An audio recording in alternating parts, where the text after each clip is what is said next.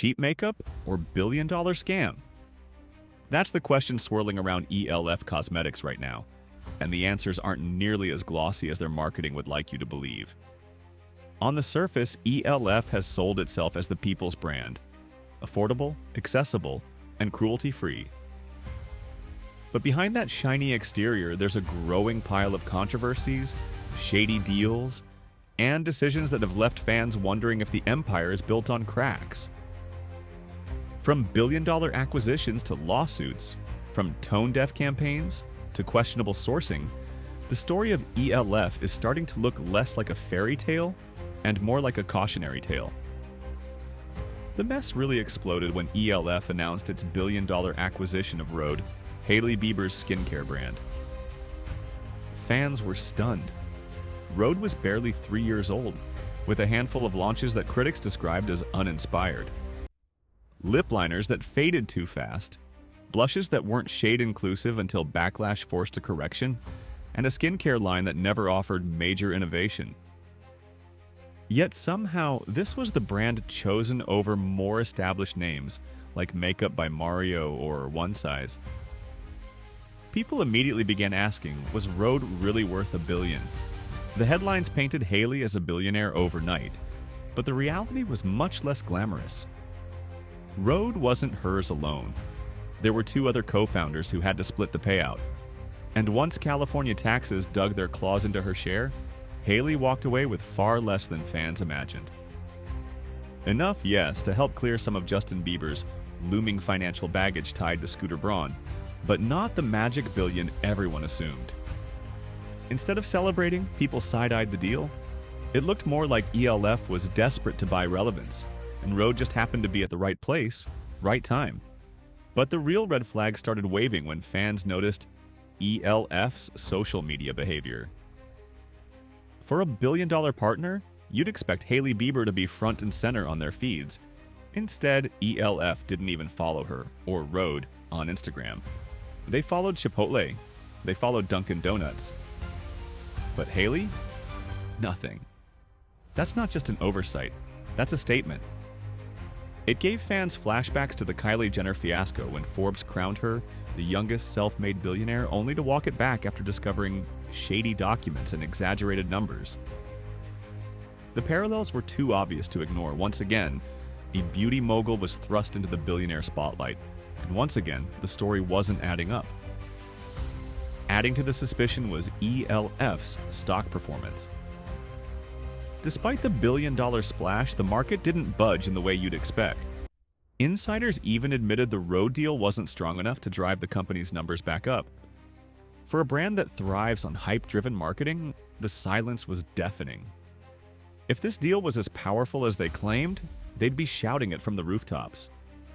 Instead, fans were left wondering if e.l.f. had rushed into a cash grab that was already backfiring. And then came the ad campaign that lit the internet on fire. e.l.f. partnered with comedian Matt Rife for a parody law firm commercial. On paper, it was meant to be cheeky, calling themselves beauty attorneys, fighting overpriced makeup. In reality, it turned into one of the most tone-deaf stunts in recent memory.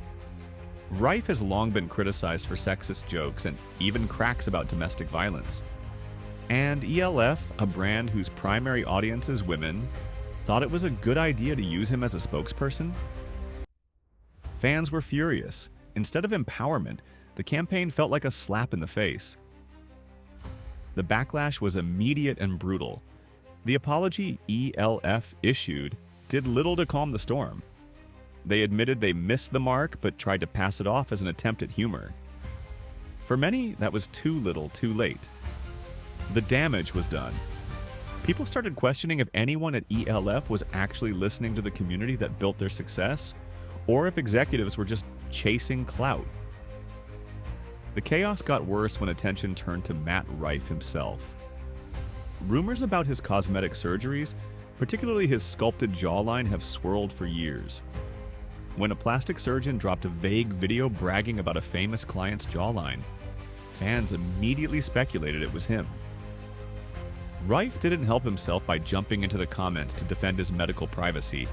snapping that lying about medical history is illegal. The defensive reaction only fueled more speculation. Instead of laughing it off, he came across as insecure, thin-skinned, and desperate to control the narrative.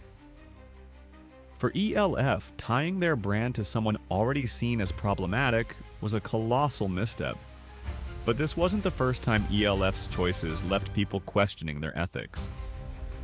Years earlier, the company was caught importing products tied to North Korea through Chinese suppliers.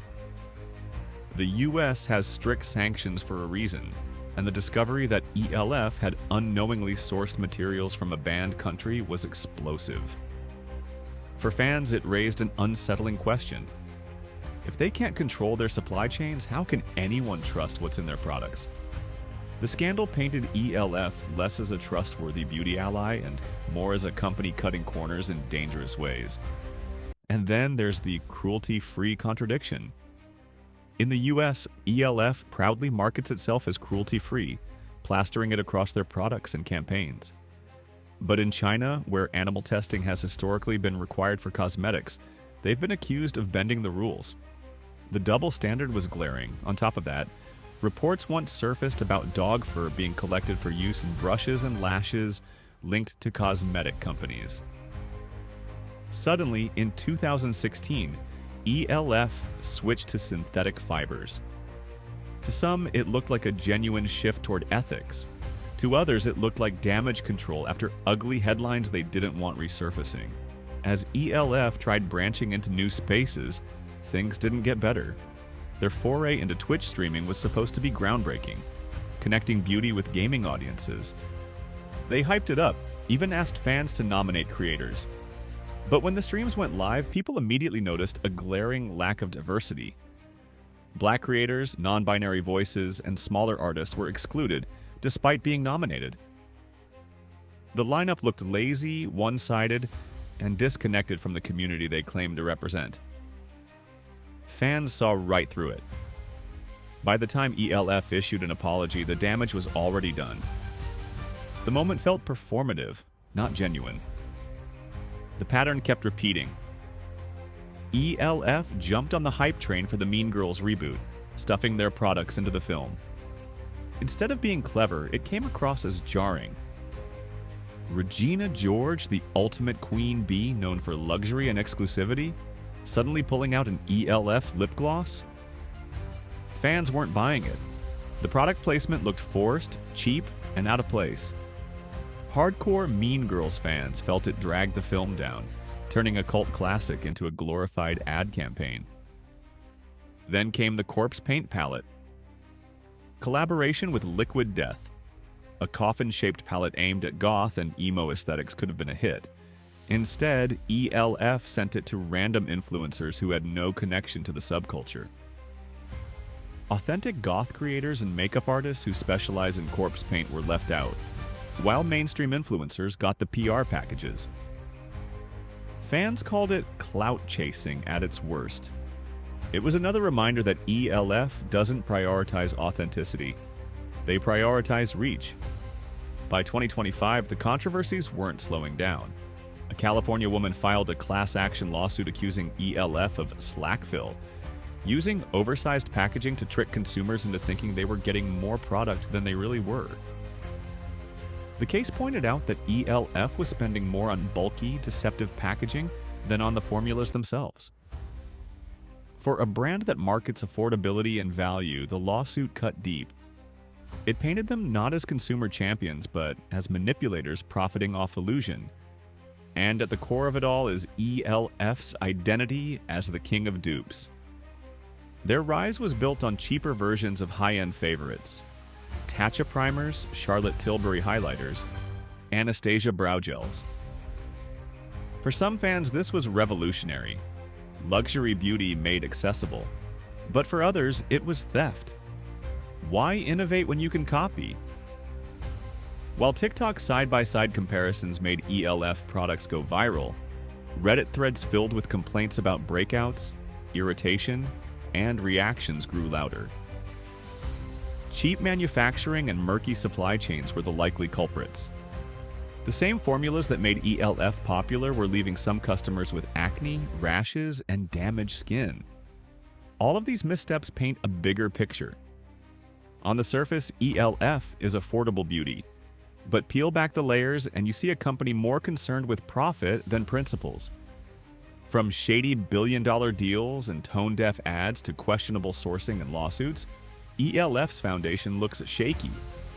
The irony is that their greatest strength, the ability to scale cheap products fast, is also their greatest weakness. Cheap comes with a cost, and more fans are beginning to wonder if that cost is being paid with their skin, their trust, and their values. So where does this leave us? Is e.l.f. spiraling into chaos? Or are fans being too harsh on a brand that simply scaled too fast? Maybe the truth lies somewhere in between. But one thing's certain, in beauty, authenticity matters. And every time e.l.f. chases clout instead of listening to its community, it chips away at the trust that built its empire. The next time you reach for that $10 mascara, ask yourself, is the bargain worth the risk?